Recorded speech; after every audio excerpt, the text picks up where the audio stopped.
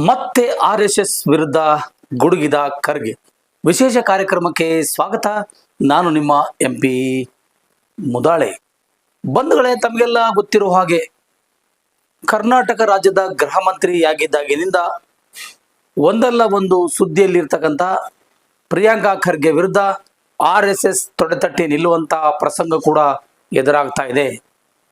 ಚಿತ್ತಾಪುರ ತಾಲೂಕಿನಲ್ಲಿ ಹೇಗಾದ್ರೂ ಮಾಡಿ ಈ ಸರಿ ಪ್ರಿಯಾಂಕಾ ಖರ್ಗೆನ ಕೆಡಬೇಕೆಂಬ ಒಂದು ಪ್ಲಾನ್ ನಡೀತಾ ಇದೆ ಎನ್ನುವಂಥ ಮಾಹಿತಿ ನಮಗೆ ಲಭ್ಯವಾಗ್ತಾ ಇದೆ.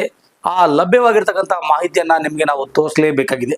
ಯಾಕಂದ್ರೆ RSS ಬ್ಯಾನ್ ಮಾಡಲೇಬೇಕು ಅಂತ ಪಣ ತೊಟ್ಟಿರ್ತಕ್ಕಂಥ ಪ್ರಿಯಾಂಕಾ ಖರ್ಗೆ ಹೇಗಾದ್ರೂ ಮಾಡಿ ಅವ್ರ ಅಪ್ಪರಿಗೆ ಹೇಗೆ ನಾವು ಸೋಲಿಸಿದೆವೋ ಅದೇ ರೀತಿಯಾಗಿ ಪ್ರಿಯಾಂಕಾ ಖರ್ಗೆನ ಕೆಡಬೇಕೆಂಬ ಪ್ಲಾನ್ ನಲ್ಲಿ RSS ಒಳಸಂಚು ಮಾಡ್ತಾ ಇದೆ ಎನ್ನುವಂತ ಮಾತು ಕೂಡ ಇಲ್ಲಿ ಕೇಳಿ ಬರ್ತಾ ಇದೆ.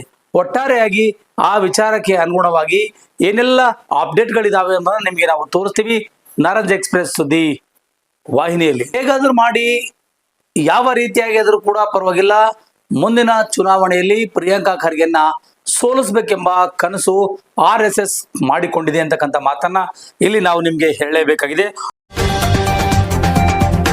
ಅಂದು ಅಪ್ಪನನ್ನೇ ಮಣಿಸಿದ ನಮ್ಗೆ ಇಂದು ಮಗ ಯಾವ ಲೆಕ್ಕ ಎನ್ನುವಂತ ಮಾತನ್ನು ಕೂಡ ಇಲ್ಲಿ ಹೇಳಲಾಗ್ತಾ ಇದೆ. ಒಟ್ಟಾರೆಯಾಗಿ ಹೇಳಬೇಕಾಗಿದ್ರೆ ಇಲ್ಲಿ RSS ಗ್ರೌಂಡ್ ರಿಪೋರ್ಟ್ ಅನ್ನ ರೆಡಿ ಮಾಡ್ಕೊಳ್ತಾ ಇದೆ ಅಂತಕ್ಕಂಥ ಮಾತು ಕೂಡ ನಮಗೆ ಇಲ್ಲಿ ಅಪ್ಡೇಟ್ ಆಗಿ ಬರ್ತಾ ಇದೆ.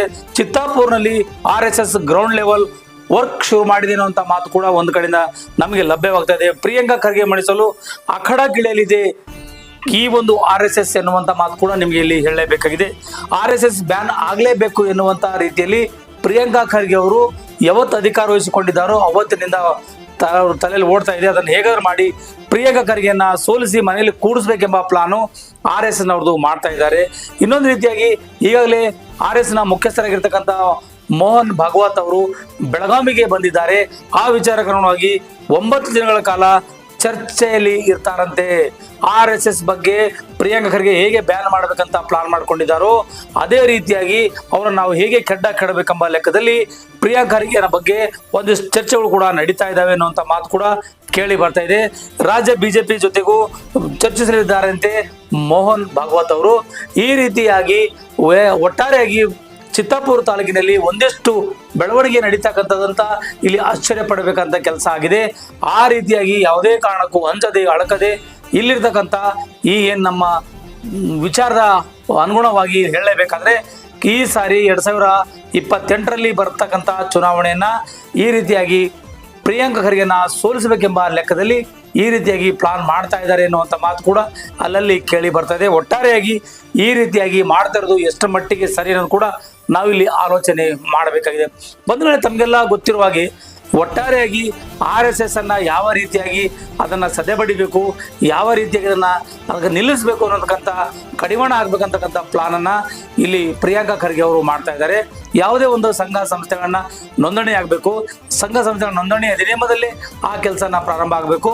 ನಾವು ಯಾವುದೇ ಜಾತಿ ವ್ಯವಸ್ಥೆ ಮಾತಾಡ್ತಾ ಇಲ್ಲ, ನಾನು ಯಾವುದೂ ಕೂಡ ಜಾತಿ ಬಗ್ಗೆ ಕೇಳ್ತಾನೂ ಇಲ್ಲ. ಹಾಗಾದ್ರೆ ನನ್ನ ಮೇಲೆ ಒಂದಿಷ್ಟು ಜಾತಿ ಕಳಂಕನ ತಂದು ನನ್ನನ್ನು ಸೋಲಿಸುವಂತ ಪ್ರಯತ್ನ ಕೂಡ ಮಾಡಬಹುದು ಅವರು.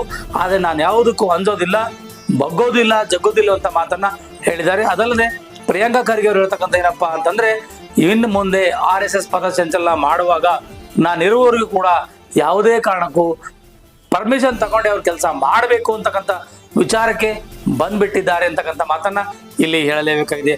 ಬಂಧುಗಳಿಗೆ, ಯಾರೆಲ್ಲ ಈ ಸುದ್ದಿ ನೋಡ್ತಾ ಇದ್ದೀರೋ ದಯವಿಟ್ಟು ಸಬ್ಸ್ಕ್ರೈಬ್ ಮಾಡ್ಕೊಳ್ಳಿ, ಲೈಕ್ ಮಾಡಿ, ಶೇರ್ ಮಾಡಿ, ಕಮೆಂಟ್ಸ್ ಮಾಡಿರಿ. ನಿಮ್ಮ ಅನಿಸಿಕೆ ಅಭಿಪ್ರಾಯಗಳು ಏನಾದರೂ ಇದ್ರೆ ಬರೆದು ತಿಳಿಸಿ ಅನ್ನುವಂಥ ಮಾತನ್ನು ಹೇಳ್ತಾ ಈ ಕಾರ್ಯಕ್ರಮ ಇಲ್ಲಿಗೆ ಮುಗಿಸ್ತಾ ಇದ್ದೀನಿ. ಧನ್ಯವಾದಗಳು. ಮೆಚ್ಚೆಯಿಂದ ನಮ್ಮದು ಈಗೆಲ್ಲ ನಿಮ್ಗಾಗಲೇ ಸ್ಟಾರ್ಟ್ ಮಾಡಿದ್ರಲ್ಲ, 20-25 ವರ್ಷದಿಂದ ಸ್ಟಾರ್ಟ್ ಮಾಡಿರಲ್ಲ. ಈಗ ನಿಮ್ಮ ಬುದ್ಧ ವಿಹಾರದು, ನಂದು, ಹೌದು ಎಲ್ಲ ತೆಗಿತಾರೆ. ನಮ್ಮ ಅಣ್ಣನ ತೆಗಿತಾರೆ, ತೆಗಿತಾರೆ. ನಾನು ಯಾರಿಗೆ ಮದುವೆ ಆಗಿದ್ದೀನಿ, ಹೆಂಗಾಗಿದ್ದೀನಿ, ನನ್ನ ಮಕ್ಕಳು ಹೆಂಗಿದ್ದಾರೆ, ಪ್ರಿಯಾಂಕ್ ಬೆಳ್ಳಿಗನ ಕಪ್ಪಗನ, ಇವೆಲ್ಲ ಸ್ಟಾರ್ಟ್ ಆಗ್ತದೆ. ಇದು ಪ್ರಾಸಿಕ್ಯೂಷನಿಗೆ ನೋಟಿಸ್ ಕೊಡ್ತಾರೆ. Do I look scared? Sir, ಈಗ ಎಲ್ಲನೂ ನಾನು ಇಲ್ಲಿ ಚರ್ಚೆ ಮಾಡಿದ್ರೆ ಅವ್ರಿಗೆ ಬಿಡ್ತೀರಿ ನೀವು ಕೊಡಲಿಕ್ಕೆ? Let them also answer. Why should I answer for them? ನಾನು ಅವ್ರಿಗೆ ಯಾಕೆ ಉತ್ತರ ಕೊಡಬೇಕು? ನಾನು ಕೇಳ್ತಾ ಬಟ್ ನೀವು ಮಾಡಿ, ನೀವು ಅರೆ ಸರ್ ನೀವು ಮಾಡಿ, ನಂದು ಆಕ್ಷೇಪ ಇಲ್ಲ. ನಿಮ್ಮ ಸಾಂಸ್ಕೃತಿಕ ಸಂಘಕ್ಕೂ ಇಲ್ಲ, ನೀವು ಕ್ರೀಡಾ ಸಂಘನ ಮಾಡ್ಕೊಳ್ಳಿ, ನೀವು ಯಾವುದಾದ್ರೂ ಧಾರ್ಮಿಕ ಸಂಘನ ಮಾಡ್ಕೊಳ್ಳಿ, ನಂಗೆ ತಕರಾರೇ ಇಲ್ಲ. ಅವರು ಗುರು ದಕ್ಷಿಣೆ ತಗೋತಾರಂತಾರೆ, ಕರೆಕ್ಟಾ? ಗುರು ಯಾರ್ರೀ? ಅವ್ರ ಗುರು ಯಾರು? ಧ್ವಜದ ಹೆಸರು ಮೇಲೆ ದೇಣಿಗೆ ತಗೋತಾರೆ, ಅದಕ್ಕೆ ಕಟ್ಟೋದಿಲ್ಲ ಅಂತ ನೀವು ಮಾಡಿ. ಅದೇ ಮಾನದಂಡ ಇಟ್ಕೊಂಡು ನೀವು ನಾಳೆ ಪ್ರಾರಂಭ ಮಾಡಿ ಸಂಘವನ್ನು. ಯಾರು ಬೇಡ ಅಂದಿದ್ದಾರೆ? ಅವಾಗ IT ED ಸುಮ್ಮನಿರ್ತಾರ ನೋಡ್ತೀನಿ ನಾನು. ಧರ್ಮಕ್ಕೆಲ್ರಿ ರಿಜಿಸ್ಟ್ರೇಷನ್ ಕೇಳ್ತಾ ಇದ್ದೀನಿ ನಾನು. ಅವ್ರು ಏನಾದರೂ ಹೇಳ್ತಾರೆ ಇಲ್ಲ, ಅದಕ್ಕೆ ಅಲ್ಲ ನೋಡಿ, ಅವರ ಚಮಚಗಳಿಗೆ ಪ್ರವಚನ ಕೊಡೋದಲ್ಲ. ಎದುರ ಬಿದ್ರ ಕುಂತಿ ನಿಮ್ಮ ಲಾಯರ್ಸಿಗೆ ಕಳಿಸಿ, ನಾವು ನಮ್ಮ ಲಾಯರ್ಸಿಗೆ ಕಳಿಸ್ತೀವಿ. Legal status I asking, constitutional status asking. ಇವ್ರು ಯಾರು ಈ ಧರ್ಮದ ರಕ್ಷಣೆ ಮಾಡೋಕ್ಕೆ? ಹಿಂದೂ ಧರ್ಮ 3000 ವರ್ಷದಿಂದ ಇದೆ, ಇವ್ರು ಹುಟ್ಟು 100 ವರ್ಷ ಆಗಿಲ್ಲ. ಅದು ರಿಜಿಸ್ಟ್ರೇಷನ್ ಆಗಿತ್ತಾ? 3000 ವರ್ಷದಿಂದ ರಿಜಿಸ್ಟ್ರೇಷನ್ ಆಗಿತ್ತಾ?